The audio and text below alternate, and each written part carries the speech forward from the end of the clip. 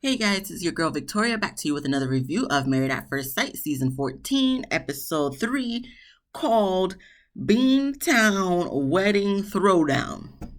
So we picked up where we left off with Noy and Steve. Noy's about to walk down the aisle, and when she walks down the aisle, when she sees Steve, she immediately has a smile on her face. Steve has a smile on his face. She gets down and they seem to be hitting off well. They make a little jokes here and there. So for the most part, their ceremony goes by smoothly. Nori seems like a little bit of an emotional crier to me. She cries when the officiant is speaking about what the family, her family says about her. She cries when she reads her vows. And she kind of did get a little teary eyed when Steve was reading his vows to her. So I'm like, she might be a little bit of an emotional person, but I'm gonna let the season play out to see how the rest of that goes. But while they were exchanging rings, he did say he told her, he's like, I don't know if you'll like the ring I gave you, so I did have another one for you. He pulls out this Ziploc bag, and it's a ring pop in there. So she liked that. She thought it was cute and funny. And so they get married and they walk down the aisle. My only thing of critique would be all the other couples, even Alyssa and Chris's ass, they hold hands when they walk down the aisle. And for Steve and Noy, they did not hold hands. It kind of seemed like they was at a distance. So I kind of was looking at that kind of like, that's interesting. But I didn't read too much into it just for right now. I got to see how the rest of the season play out. But, they go pop some bubbly, sip and talk. And like I said, they seem to like each other. So we move on to Alyssa and Chris, because I got nothing else to say about Noy and Steve for right now. We move on to Alyssa and Chris's wedding, and Chris gets her, I think he gets her wedding gift, but we don't see what he got her, because it was a bag, like a white bag, filled with something. Don't know what it was, but he did write her a nice letter. So she was trying to read the letter. She don't cried.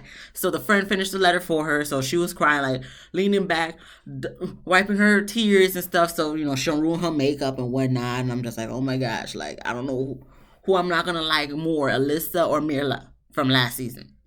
Because she giving me very much Mirla vibes, but maybe worse than Mirla. And that, to me, for me to say that says a lot. I thought Mirla was bad.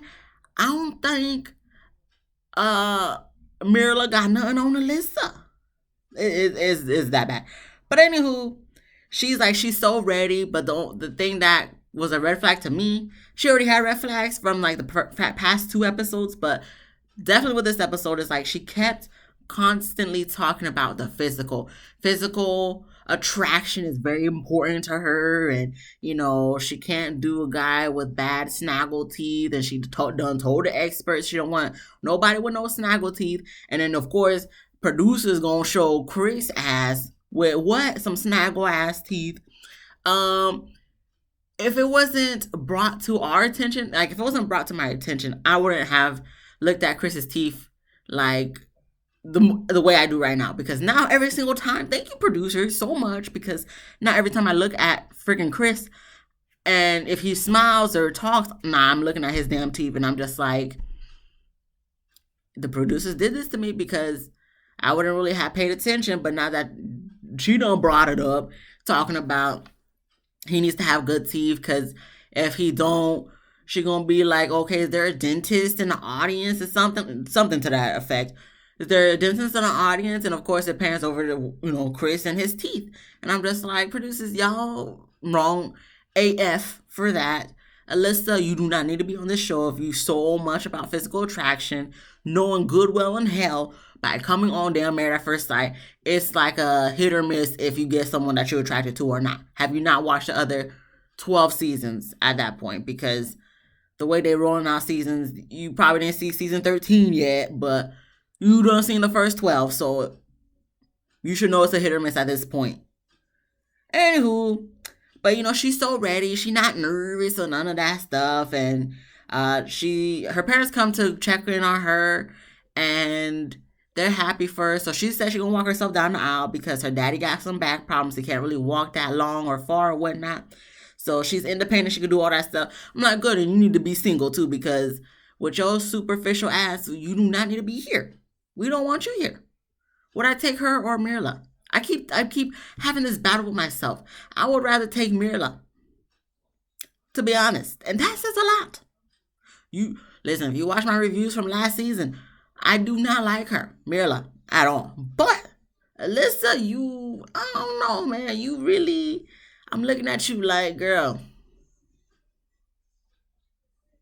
Anywho, so she's still wearing her gold cowboy boots, cowgirl boots, whatever. It wasn't hitting what it was supposed to hit. Um, Chris don't walk down the aisle. He ready to get married. One of Alyssa's friends is looking at Chris like, but at first I was like, oh, he looking at Chris like, damn, bro, you ain't it. But throughout the whole wedding, I don't know if that's just the frozen face on the friend, but anywho, doesn't matter. Alyssa's ready to walk down the aisle. She walks down the aisle, and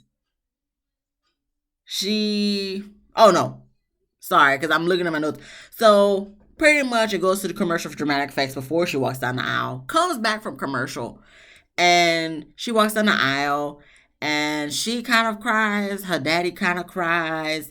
Chris looked happy as ever. As soon as he seen Alyssa, they doing it in slow motion. So he's like, oh my gosh, like she's beautiful. She walks down the aisle and whatnot. And Chris smiled at her because, he thinks she looks so beautiful and amazing. And guys, Alyssa looks disgusted. Genuinely, she looks disgusted. I felt so bad for Chris in this moment because she just looking like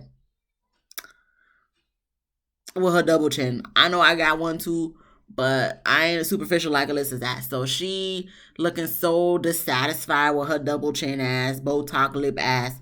And throughout the whole ceremony, she just looks like she's not happy. Even when the officiant was reading stuff that the family said about her, like, you can tell when she's not comfortable or when she's not happy. And I'm like, yeah, that's for sure, because I can see it right now, how she's looking at Chris's ass.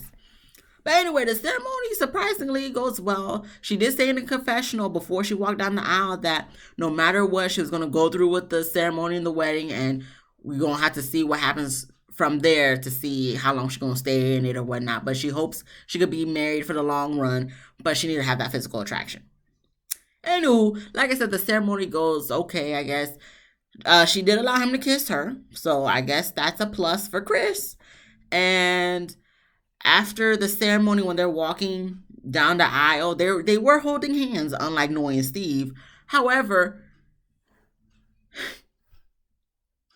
Alyssa was looking like she did not want Chris to hold her hand, because she was holding her hand like this, while Chris was like holding her hand like, okay, he wants to hold her hand, but she was kind of like, I'm just holding your peasant hand because, like, not to look like a bitch, but I don't want to touch you no way, shape, form, or fashion at all. That's exactly how Alyssa's whole attitude and demeanor was given to me. So they go and pop some bubbly and talk, and she's just, kind of trying to fake the funk. She wasn't fooling nobody. She wasn't fooling America. Maybe she was fooling Chris, but she wasn't fooling America or me. But anywho, so they talk to see what they do and whatever. And I guess Chris was just like, it's going to come out anyway. So he lets her know that he plays disc golf. He's like, do you know what that is? She was like, no. And he was like, 90% of people don't know what that is. And I guess he's vice president or whatever. I still don't know. This is the second time he said it. I still don't know what caliber of level he's at in the whole league of disc golf community, all that stuff. But anywho, he's kind of up there from what he does said. And I don't know if he asked her if she would play with him or watch him or something to that effect. And she's just like, no thanks. And even the confessional, she was just like, oh my fucking God. Like, I would never play disc golf. That's just no, that is not of my caliber. She didn't say that word for word. I'm just paraphrasing. Who Alyssa gonna be on my nerves this season? I heard some spoilers, so I'm not gonna say them obviously, but I hope the spoilers are true, because I don't know what Alyssa this season, if I could take her the whole season. But anywho, we move on. Katina and Elijah one, they take photos. I would say those photos were cute. Like they should have those photos framed in their house if they stay these next 2 months and they decide to stay married, because those wedding photos were really cute.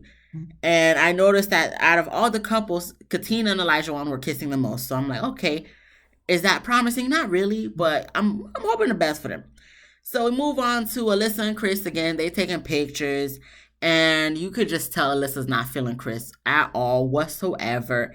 Chris talking about he don't see no red flags, but they taking pictures, and the photographer was just like, okay, Alyssa, put your head on his shoulder, like lean your head on his shoulder. And she's like, no, I'm not doing that. I'm not that type of person. I'm not a touchy feeling type of person. No, I'm not doing none of that. And I'm just like, you wouldn't motherfucking lie, because I bet you if it was a guy that was completely your type, that you was so infatuated with, that was so, the physical attraction was 10 out of 10, was so perfect, you probably would have. But because you weren't attracted to Chris's ass, you ain't gonna do it.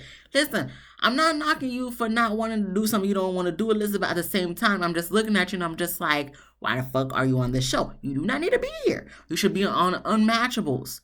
And clearly, I don't think they even have Unmatchables no more. I think probably the viewership was so low, they was like, we ain't bringing this back for a season 2. So, Alyssa, you just wouldn't have been picked at this point. But Chris said he don't see no red flags. I'm like, you see red flags, you just don't want to acknowledge those red flags. Chris, you need to call it quits too. Okay, it ain't gonna work with Alyssa. Okay, this is the 3rd episode. This ain't gonna work. Okay, Chris, just throw up the red flag. Just throw up the white flag, and be like, I'm done with this. This is not going to work. And if it does, if I'm proven wrong, which I'm sure I'm not going to be proven wrong, I sit corrected. But move on to Noy and Steve, and they meet each other's families and take photos. They seem to be commingling well with each other's family. And I guess for Noy's culture, because she says she's from Laos, she has an outfit to represent the celebration, because I guess for a celebration in their culture, they wear red. And that's similar to, I believe, Johnny and Bao's culture. I think they were both Vietnamese, if I'm correct. So, okay, that makes sense. And she has this sash for Steve, and he willingly accepted the sash. He wore, and I believe her father also had that same exact one on, if not similar. Both had sashes on, so that's cute. And we move on to the receptions. We get to the receptions of all the couples, and we see Katina and Elijah Wan dance, Noy and Steve dance. Lindsey, she's still drunk, of course, and her and Mark are talking. I guess they have decent conversations. I'm not gonna go word for word for what they said, but Mark was saying he likes her energy, and I'm just like, okay, Mark, can you deal with this energy 24/7 though? I cannot. Okay, even if she's drunk, she like this sober too, Mark. I just hope you understand and realize this. It's not just drunk, it's sober too. I don't think I could. I would say I'm a calm person for the most part. There are my closest peeps, my closest friend and husband, and like my mom maybe see when I'm excited and stuff, and I be animated in my reviews sometimes. But for the most part, I'm calm, cool, collected. I would like to think that for the most part, for majority of the people that know me. But I don't take too much. If someone's up here, I do not take too fond of that type of person, because I don't need you yelling and talking all loud and stuff. I'm a soft spoken person for the most part. So for people that are of high energy like Lindsey is, maybe in a party setting, that's cool and everything, but on a regular day-to-day basis, I cannot handle that. So when Mark was talking about she got some good energy, I'm just like, you ready for this good energy 24/7, Mark? Are you sure? You sure? You 100% sure? Because it wouldn't be me. It would not be me. But we move on to Elijah Wan and Katina. They talking while they eating and whatnot. And he's like, okay, so you can't cook? And she was just like, well, I can cook, but I ain't no like chef. She didn't say that word for word. I'm just paraphrasing. I gotta let all these disclaimers. I have to let you guys know these disclaimers, because I'm not trying to have somebody come back who knows years from now talking about that's not what she said and y'all coming down my throat. No, that she didn't say that word for word. I'm just paraphrasing what I took from what she done said. Okay? Because I'm not gonna be typing what everybody done said word for word. Anywho, so she said she cooked, but she don't cook like that. And she asked if Elijah could cook, and he was like, yeah. She was like, okay, that's perfect because my mom always told me that I need a man who can cook. And he looking at her like, girl, no, we can't do that. He talking in the confessional saying we're gonna need to learn how to cook because how are we supposed to survive? And I'm just like, well, you don't technically have to know how to cook to survive, Elijah. One people who have the funds to eat out and stuff, you could just have someone cook for you. You could go out to a restaurant. You could get a personal chef and shit. You could order one of those delivery food services things that delivers food to your house every week of like your meal plan for the week that you just pop in a microwave. I think one of them's called like Factor or something like that. You know what I mean? There's a lot of ways to go around it, Elijah. But I know you old school in this aspect and traditional. So you want a girl to cook for you every day of the week, come home to a home cooked meal. Good luck with that. But we're gonna move on. We got Noy and Steve. They talking while they eating dinner. She asked him about his job. Surprisingly, he was honest. I feel like he wasn't gonna be honest, but he was for the most part because I feel like he kind of he wasn't straightforward with it. But he beat around the bush a little, but explained the whole situation of him getting laid off, and then he just chose that time he was laid off to just explore and travel. And what Noy took from her was the right thing. He's like, okay, so he's like kind of unemployed, but it's kind of concerning. But I feel like he's the type of person who could figure it out when time needs to come. And I'm just like, but he's married now, so time needs to come like now. You're gonna go on Married at First Sight. I would hope that you have a job. But that ain't my husband, so at this point I really don't care. So no, if you fine with that, then listen, that's fine with me. Because that's not my problem, that's yours. So we move on to Mark and Lindsey. So Mark is talking to Lindsey's family. And I'm looking at Lindsey's dad. I'm like, oh my goodness, Lindsey look just like her daddy, boy. The brother must look like the mama. Because Lindsey looked just like her dad. And Mark asked the family for the permission to marry Lindsey, even though he's married to her already, but he's always wanted to ask for the family's permission. And Lindsey's father and brother accept. He gives him a hug. I thought it was cute. I'm just like, they probably, listen, the brother, I feel like, was looking at him like, listen, I mean, you seem like you could handle my sister, but, good luck, bro, because my sister's a lot to handle. And I think they even told her that. But we move on to Alyssa and Chris, and pretty much for all the couples, all the guests was clinking glasses, and for the most part, all the couples doing kissed. But when it came to Alyssa and Chris, when they're clinking glasses, she was just like, she doesn't, bend down to peer pressure, so she ain't gonna kiss Chris and whatnot. And Chris was kind of just like, that's okay.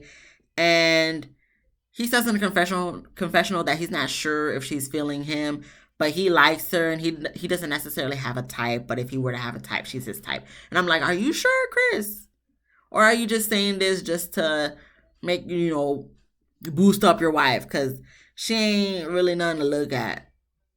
I feel like if her personality wasn't so bland, like flavorless mashed potatoes, that we would probably like her. We wouldn't be talking about her looks. We would think she's beautiful. But the fact is, the truth is, when someone's personality doesn't, not even with their looks, but when someone's personality is just disgusting, they too look disgusting physically. So at this point, I don't care for Alyssa or her Botox ass lips. But Chris talking about he hopes she likes him, and he's not sure if she's feeling him. And I'm just like, bro, she ain't died. Like, why are you trying to delay the inevitable? I feel like he knows what's the truth, but he doesn't want to accept the truth. He's in denial about the truth. And I'm like, Chris, come on.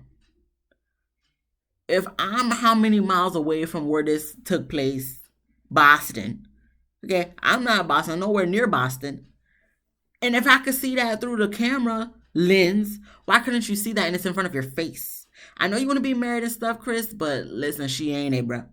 She ain't it. So we move on to Jasmine and Michael. They're talking while they're eating about their schedules and whatnot. And Michael sounds like a busy guy because he said he's not gonna get home on weeknights till like 7:30. Weekends he be having clients to see and whatnot. I'm just like, you sure you ready to be married too, Michael? Because you know you're gonna have to make some sacrifice and compromise in a marriage to see your wife, spend time with your wife, all that stuff. So you might need to do a little rearrangement with your little schedule because I know he a trainer and whatnot. But you're gonna have to tell them sometime, listen, I got a new wife now. And, I'm gonna have to at least free one day. So I can't do Saturday or Sunday, whatever the case may be. I know you may be making money, Michael, but Jasmina seemed like a type of person like, listen, I want to hang out with you too. That's the point of being married, to spend time together and get to know each other, especially that you got married at first sight. So, but I don't know, Jasmina didn't say nothing too much right now because it's still fairly new. But I feel like as time goes on, you can't be having that same schedule and barely spending time with her other than just having dinner and going to sleep. But anywho, uh, the couples cut their cakes, and it looks like Michael and Jasmina's cake was fake. So I don't know if they ever got to a real cake to cut, but move on to now. There's the couples or the people on the show, the cast is sitting down with their in-laws. So Katina sits down with Olajuwon's boys and his brother, and pretty much they tell her that she needs patience to deal with a guy like Olajuwon, and the brother done told her that Olajuwon is one of the type of guys who will mold their female, whoever they with, to conform to him. And she looking at him like, say what now? I'm looking at him like, say what now? I'm sure America's looking at him like, say what now? Oh, thank you for this valuable information. So I hope that's not the case, but the way Elijah was talking before he got married about this whole cooking situation, listen, bro, you don't need to be on this show if you think you're just going to come up in here, tell a woman to cook, and think she could do this and that, and make her do this and that to conform to you. No, nigga, what you going to do for me? And I'm not just talking about sex. What are you going to do for me as a man? Because you talking too much about what she needs to do for you. But what are you going to do for her? We move on to him talking to her mama. He can't remember her name. He called her Katrina. That annoyed the mama. But he said he got ADHD. She asked him, you take your meds? You take your meds? He like, yeah, he take his meds. And I'm just like, I'm not sure by the way you talking so much to her about all this stuff. And, producers are, making a joke of it. But I'm just like, you talk way too much for me. I would have been done with that conversation. I found it funny how the mama was just like, oh, is that a rabbit? And he kind of looked back and she just done laughed. I'm like, Katina, get your mama, bro. Because, listen, I don't know if I would have done all that knowing me. I would have just sat there or been like, all right, I got something else to do. But, listen, bro, like, Olajuwon, I don't know. I'm just still 50-50 on the guy because I feel like he wants to do better. But at the same time, it's like, I don't feel like he's fully grown enough to do better. So I'm just going to see how that plays out. But we move on to Jasmina. She's talking to Michael's sisters. And oh my goodness, his sisters are just so sweet. And pretty much since she's a part of the family now that she's married to their brother, they told her about why their whole family's wearing the breast cancer pin and of their mom passing 2012 or 13, I believe they said. So since she's not part of the family, she too gets her own pin.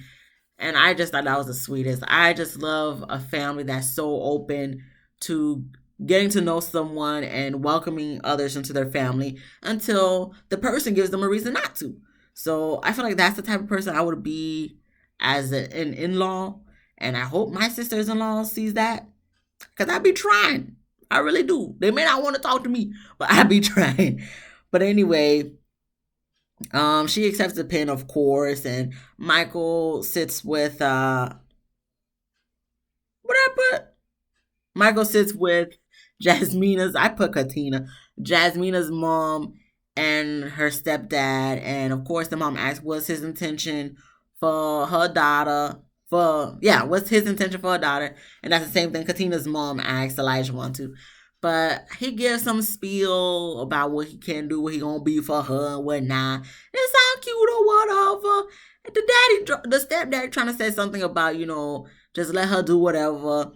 The mama was just looking at him like, don't even listen to him because he probably don't know what he's talking about right now. But they just give him advice on being open of communication because that's what Jasmina needs. Like, communication is one of her biggest things. So you need to communicate with her and just be open to compromise. And that's not the first time Michael don't heard that shit. His brother don't told him that shit when he told him that he was getting married in the first place. So Michael, get your shit together. So we move on to Chris. He's talking to Alyssa's mom. And while Alyssa's so focused on physical attraction, Chris is so focused on if she likes him or not. And I'm just like, if you have to ask all these motherfucking people, Chris, if she likes you, then that means you know what the answer is, dog. You know she don't like your ass. He asked the mama if Alyssa said anything about him.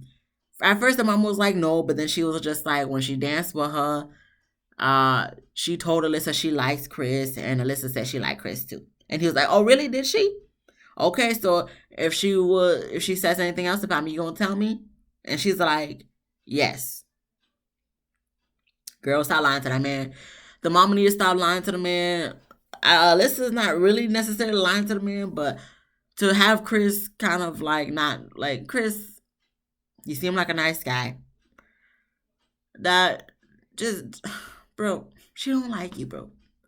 I don't know why you trying so hard to not accept what is. She don't like you like that, bro. At all, really. But anywho, the mom done gave him advice that if Alyssa's mad, stay away from her. Give her some space to cool down and shit. And, that is what it is. And Chris said, okay. But in my head, I'm just like, are we fucking kids here? So, because she upset, he can't talk to her. He has to just stay away from her like she's freaking poison until she's cute and cuddly again. No, I'm sorry, Alyssa. You're a grown-ass woman. You in a bad mood, you had a bad day, I'm sorry. That doesn't necessarily mean I'm gonna talk to you and get you more annoyed. But at the same time, if I'm coming to you to just say hi and stuff, I can't, like, no. Fuck that. Listen, I feel like she'd be angry about petty ass shit. So that means that's gonna be like what 80% of the time that he's around her that he can't talk to her because she upset and having a bad. No, man. Alyssa, you're a grown ass woman. I'm sorry you be having bad days, but you need to figure out why you always having a bad day. The mama didn't say that, but I feel like she's that type of person who always gonna have a bad day for something stupid that doesn't happen. I get irritated quickly, but it's not to the point where I'm gonna just, cuss somebody out because I'm annoyed and irritated.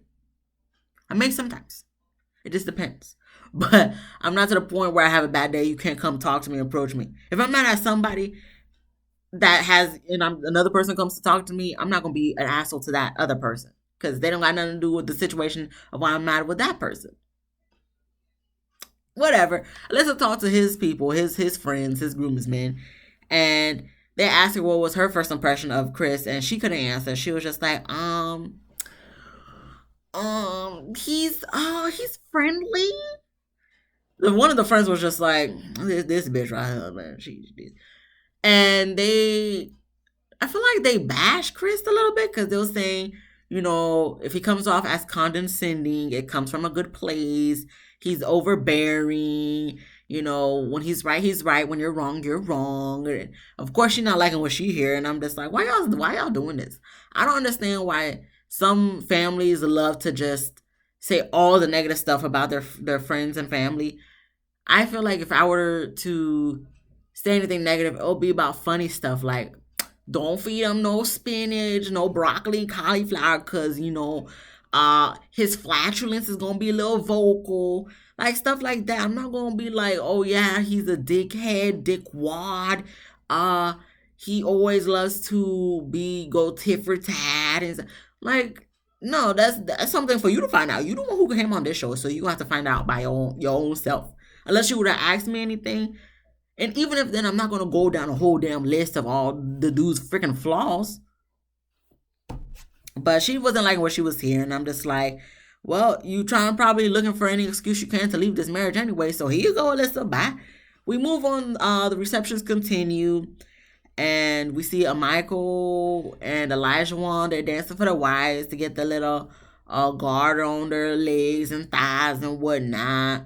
You know, of course, Elijah Wan gotta show his skin, his tattoos, his abs, and whatever. Dancing on Katina's mama looking like this nigga right, this fool right here. My daughter's in for one, folks. Lindsey,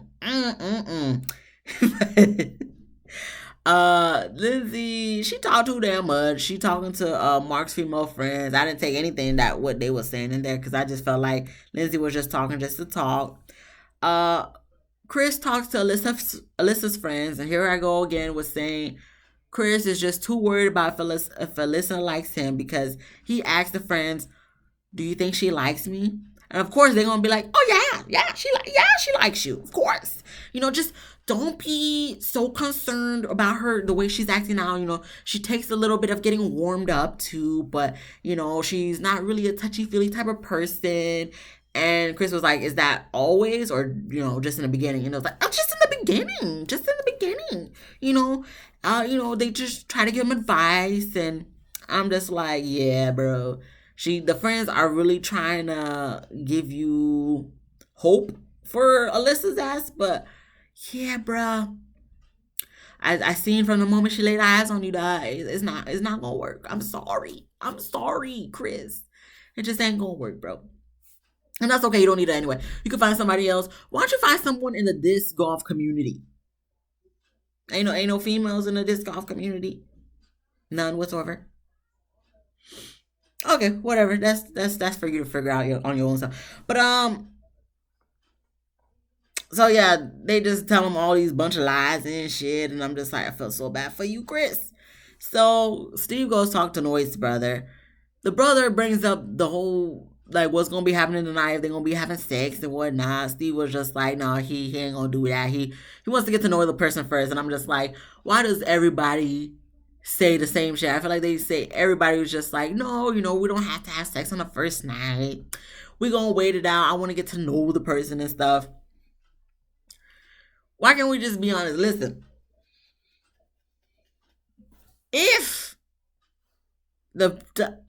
I would I would never be a person to get on Married at First Sight. However, I feel like I would be the type of person to be honest and say, I don't think we're gonna have sex the first night, but if the opportunity were to present itself, we're both feeling the vibes and it's there, and we both mutually are open to having sex, I would have sex. But you know, everybody's gotta always say what the other person wants to hear. But the brother wasn't even believing none of the stuff that Steve was saying that was coming out of his mouth, and he's just like, sure. And he don't tell Steve that he needs to be the chaser. Okay, because Noy's not a chaser. Steve is supposed to be. And I'm just like, shut up. Because I hate those. I'm gonna move on because that's just gonna irritate me because I don't like people who be like, oh, this is what you gotta do, bitch. You don't know me. I don't gotta do nothing. You tell me I gotta. No, I'll figure that out on my own self, just like she'll figure it out on her own self. I don't like overbearing freaking family members who be like, you gotta do this, you gotta do that. She this, she that. No, I'm gonna figure it out myself because y'all can make it. Y'all can paint the picture that she is a this or that. But what you see for her as from your family member. As a family member, they could be completely different in relationships. I don't hear none y'all gotta say. I'm just gonna have to figure it out myself. If I come to you with a question, then you can give me advice on what I should do, be a chaser or listen, Steve didn't say shit, and I probably wouldn't either. But in my head, I would have been thinking so much, thinking like, all right, leave it alone. I'm just doing this for the cameras, get on my face. But we move on to Katina talking to her girls, and they ask her about sex. She's like, she's not having sex tonight, and how long will she wait to ask her that? And she said, probably about a month. And I'm just like, you sure about that, Katina? Because we go over to Elijah while talking to his boys. And he done told them, like, listen, If she lets him, he'll fuck. If she down to bang bang, he down to bang bang too. And I'm just like, makes sense.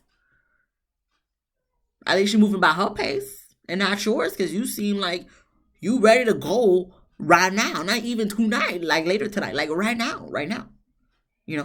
So I'm just like, all right, he drunk, but we move on to the wedding's finally over. Thank the Lord Jesus. It is the end of 3 freaking episodes. Thank you, Lord. Okay, we are the 7th hour in, and weddings is finally over. So all the couples are getting ready to head on out. And Lindsey and Mark get in the car. She lay on his lap. She probably gonna fall asleep on the way to the hotel. And we get to the couples. They get to the hotel. They're settling in for the night, changing out of their wedding attire, getting ready for bed. Just wanted to pinpoint that when Elijah stripped down in his boxers and jumping on the bed, I'm looking at those boxers. I'm like, is that a stain, bro? Is that a stain? Is that doo-doo stains on your drawers? Elijah want. Like, it made me immediately think back to Ray J and what he done said on social media about doo-doo stains on tidy whities and stuff. And I'm just like, these are not tidy whities though, Ray J. Elijah want, what the hell is that? Producers had the nerve to pan over to a bowl full of condoms. I'm just like, with those doo-doo stains though, no. And I don't think Katina would eat, no. Sus. But anywho, we move on to Chris and Alyssa. He waiting for her. He's still in his whole wedding attire. They didn't even make it to the hotel room yet. He wondering what the hell's going on. Move on. Alyssa talking to a producer behind closed doors, saying, what his friends done said is not making her comfortable. She's not liking what she done heard, and she don't feel comfortable sleeping with him in the same room that night. And I think she did say that earlier in the episode somewhere, in the mix of all the shit that was happening. But she don't feel comfortable sleeping with him in the same bedroom and shit that night. And she don't know what to do. And the producer was just like, we need to go talk to him because he has no idea what's going on right now. So she goes outside to go sit down and talk to Chris, and then told him like there was things that have been said that doesn't sit right with her. And Chris gonna apologize. I'm like, nigga, how you gonna apologize for something you don't even know of what been said? Don't apologize to her. Like he trying to conform so quick to her. And I'm like, don't conform to her for what? She don't like you. Don't conform for a bitch that don't even like you. That probably don't even can't remember what your last name is.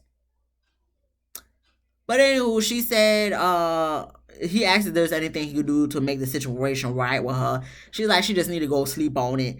And he apologizes again and says sorry for, anything that, went wrong. And she just like, gets up and leaves. And Chris looking devastated and shit. And I'm just like, nigga, I don't know why you devastated and shit, because fuck her. That's where the episode done end. And I'm just like, listen, she gonna walk away to get a breather in for that night. She probably gonna fuck her ex that night, because we see what be happening these past season with Rachel's ass last season and previous seasons ago. Remember that one girl, Katie? That was with Derek. Didn't she sleep with her ex? That was talking about he wanted to marry her and shit before she got married at first time. Listen, she probably wanted to go get that old thing back, do one little last fuckaroonie with her ex, and then she gonna come back in the season and continue this thing for the check.